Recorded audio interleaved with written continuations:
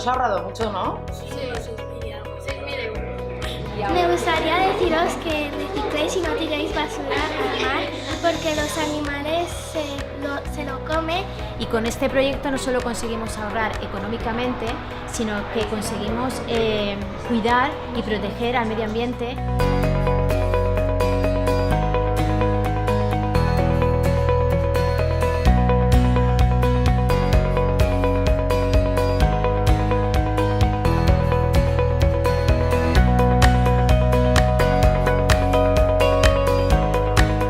También charlas a todo el colegio para ver cómo avanzábamos y cómo íbamos en el gasto del gas, luz i agua.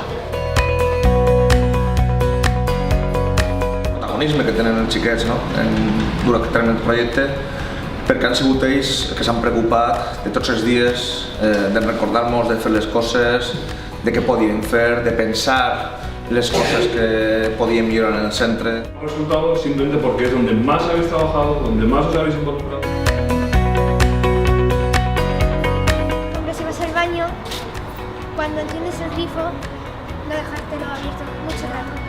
O cuando te vas a duchar y acabas de lavarte el cuerpo, pues así. El proyecto 50-50 porque nos ha parecido muy interesante y a mí me ha parecido también divertido. Por las mañanas, cuando hacía mucho sol, no poníamos la luz directamente o poníamos la pizarra digital o levantábamos mucho les persianes.